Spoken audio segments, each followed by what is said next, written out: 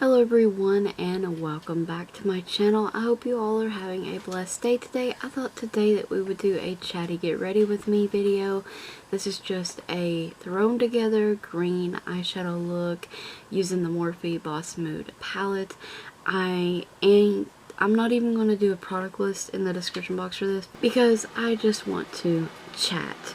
I have notes and I really wanted to get into and talk about the Chris Watts case. I honestly hate calling it that because most of the time they want you to call, or they label the cases the victims, because I don't want you dwelling on or thinking too much into the person who committed the heinous crime, I guess. So Shanann Watts case and her beautiful babies. This case is not new. It did happen in August of 2018. So there's a lot of details that's come out since then. There's security camera footage, there's timeline videos, there's a ton of stuff online you can find on YouTube. In fact, I'm going to link some of that stuff below. So I recently watched the Netflix documentary, and I think that, personally, I think it was pretty well put together and presented, but because I've watched so much stuff, seen so many details and all this stuff, I really wanted to talk about some of the theories that I have that's not addressed on in the documentary, or not just theories, but some things in the case that I find odd. Now this is probably going to seem like it is all over the place because I wrote a bunch of notes down, and yes, it kind of is all over the place. But if you did not know or not familiar with this case, either watch the Chris Watts documentary on Netflix. I know some of you will appreciate the tapping. So, anyways, also there's a bunch of detailed body cam footage, security camera footage, things like that, like I stated before, on YouTube. So just look into it. But basically he's what is known as a family annihilator, which, if you didn't know what that means, it's basically somebody who takes out their entire family. So he did take out his wife, his unborn child Nico, his daughter Bella, and his daughter Celeste. What beautiful names, might I add. Very beautiful family. And this case is so shocking because they seem very much in love and put together, and beautiful home, nice cars, all this stuff that you think anybody could ever want in life, materialistically, things like that. That's, for something like this to happen, it's a pretty heinous crime. I do think justice was somewhat served in this case, considering, but I do feel, and that's what led me to this video, that there are so many unanswered questions and so many odd things surrounding this case that aren't addressed. But I guess because he confessed and they sentenced him, he's going to be spending the rest of his life in prison. Her family did not want him to get the death penalty, and I couldn't agree more. It's probably just best that he just sits there and rots. Okay, so I wanted to get into a few of them. No, I don't believe in ghosts when I get ready to mention this other one, but I did find it odd that the very next day, I think after they discovered the bodies, that the cops are called to the Watts house, and reports of a woman seen in the kitchen and the lights were turning on and off. I thought that was kind of creepy. Even though, like I said, I don't believe in ghosts. I do, however, believe in dark forces, like such as demons and things like that, but ghosts, no, because the Bible tells us, God tells us, the dead know nothing. So, so the next thing is, there are some things that he will never tell. So he said in an interview, in a book, something like that, I've seen that there are things that he will never tell in this case. That bothers me so much. I hate when killers or people who commit crimes do this. They'll just take it to the grave with them. There's so many unanswered questions. I personally believe that he was not alone when the murders occurred. I definitely think that NK was with him, and that is the mistress that he had an affair with. So I'm just going to refer to her in, just say NK, the entire video if I need to mention her.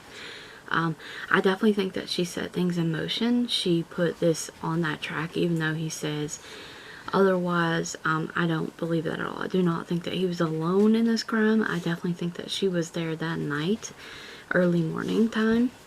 Also, another thing is they didn't find it odd that everyone in the house was gone and the bedding was stripped from the bed. But supposedly they slept there that night. I thought that was kind of odd. I know a lot of people that I watched as well thought that was odd. When he actually arrived at the house before letting any of them in, he went through the garage. He was actually in there for a minute or more in the house alone before letting the cop and the friend inside. And also, might I add, don't we all wish we have a friend like Shanann's friend Nicole? Like, honestly, she was so quick to sound the alarm. She's like, this is not right. She had a gut feeling about it, and praise the Lord that she did, because if she hadn't have, I think he would have got away with this, possibly, and they might not have ever found them because of this. But she sounded the alarm, she set that in motion, and she was like, this ain't right.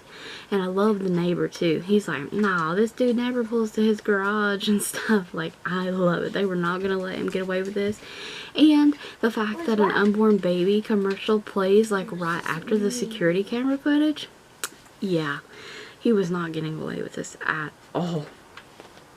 So what was he doing in the house for more than a minute and stuff in there alone? I think he was planting the wedding ring. I think he was trying to toss her phone or something. I don't know. If the friend hadn't sounded the alarm on this whole thing at the very beginning, I think he would have came home after work and been able to got rid of any other additional evidence. So I think that was pretty wild as well. So I definitely think he would have had come home, and that's how I think that he might have even been able to get away with it, because if no one sounded the alarms and things like that that alerted to it, you know, like, he could have been able to got rid of so much more evidence there. I do think so much evidence was overlooked in the house. I also feel that the crime scene was so contaminated by everybody going in when they were following missing persons case. That bothered me too. There were so many in and outs. There were so many people, news reporters, everybody just going in and contaminate the whole scene.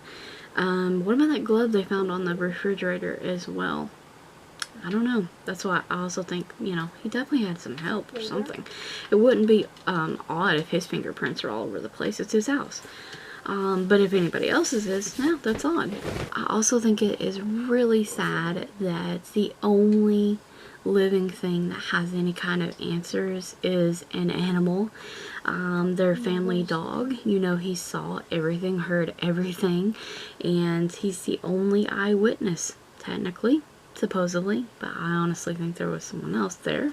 Also, when they brought in the cadaver dogs, that dog alerted to a rug in the basement. They never showed on camera them checking it or anything, and I kind of wonder, like, if things were hidden that he used. Obviously they were in the crime, and that those dogs were alerting this stuff. Of course, there's tons of stuff we're not going to see, tons of crime scene photos even that we're not going to see, because the police have them. For all we know, there's like some kind of gag order on some of the stuff, which is, you know, understandable. A lot of cases have that. I also believe, and I thought it was strange too, that the baby cam was unplugged when they supposedly use that every single day, every night to check on their babies. And I also believe that CeCe, Celeste, was gone before the truck ride. Only because you only see, in the security footage, you only see one little small shadow come up to the truck. And so I believe that only Bella was the only survivor at that moment in time. I definitely believe that 100%. I believe that was Bella walking up to him in the truck. He threw her in the truck, or put her in the truck with CeCe and Shanann. Terrible, terrible, terrible. Like I said, I don't want to get into too many details of exactly, you know, what went on, because it's all over line. There's a documentary, there's tons of stuff to see. But you can see that small shadow come underneath the truck on the security camera, and he just bends down and picks her up. Also, he literally freaks out in the cop body cam when they're doing the missing person alert. When Nicole's little girl makes noise in the other room, it looks like he jumps out of his skin. And then when the neighbor brings up the security footage, he literally just, you see him turn like pale as a ghost and start rubbing his head like, oh crap, I've been caught. Seriously, watch that footage. It's there. But yeah, I have to say again, I really love the friend and the neighbor who was like, no, no, no, no, you're not getting away with this. We know your mannerisms, your behaviors, and hers as well, and we know this is strange.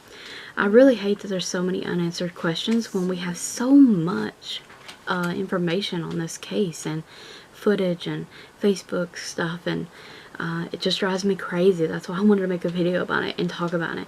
I think that the way the bed looks when the cop goes in there and looks when they're looking for Shanann and the girls, that something was drug or slid off of the bed in one swoop motion. I thought that was strange that that was never picked up on or said anything. I watch a lot of crime documentaries, so I look for little stuff like this as well. Next day, the crime scene photos show that he was sleeping in the bed upstairs, but prior to that he was sleeping in the basement. I don't know, I feel like if he definitely did something there in the bed, like why would he sleep there? But I don't know, you know, I think some of them, you know, people who commit crimes, they're not in the right mind a lot of times, so, you know. Plus there was more cleaning. He had more time in that house alone, cleaning, picking up, getting rid of any kind of evidence, you know. And before they were arrested or told him to get out of the house, the cops did note that it smelled strongly of cleaning chemicals, so we know he was doing more cleaning in there. He had a couple days to get rid of evidence and before the search warrant even, so that drove me crazy too. And where did her clothes go? Where did Shanann's clothes go that she was wearing that night? Where did the girl's stuffed animals go? That stuff. I mean, what happened to Chris's clothes that he was wearing that morning of? Seriously, where did all those clothes go? Like, can't they figure that out? Like, didn't they check some dumpsters? I guess because it had been a couple days where he actually come and confessed and, you know, yada-da-da, that they just didn't have them. They were gone. I'm sure he dumped them somewhere, obviously. And she was wearing different clothes. And people complain about her wearing a bra to bed. Who cares? Everyone's different. If she wore a bra to bed, if she didn't, it doesn't matter. People wanted to fight about that. Also want to note that the kids' bathroom door was locked, and supposedly they did that, but what I found strange about that is that he had the key in his pocket. Why? Why was it on his pocket while he was on a job and this and that? Like that's a red flag for me, because if why would it be that way? If Shanann and them were okay and at home, like he would be at home with them. And there was no water in that toilet bowl either in that bathroom. Like he had been flushing something. There was sediment down in the toilet too, so I don't know. Also, in regards to that baby cam being unplugged, I definitely think there was some suspicious activity with that.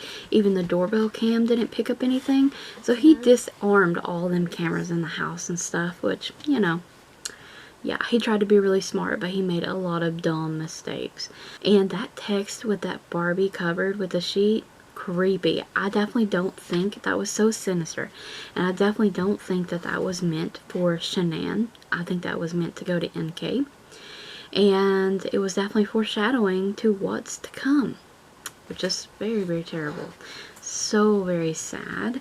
I even watched some videos of like the house and stuff, and man, I have to tell you, it is so sad. It's so eerie to think, like, you would see from an outsider perspective that these people had everything, like, and materialistically, you would think that they also had love. They seemed like a happy family. They were thriving, but you just don't. It just goes to show you don't ever know what's going on behind closed doors. And I think that her text messages to her friends and how she felt about her and Chris, terribly sad. Terribly sad. I feel terrible for the family.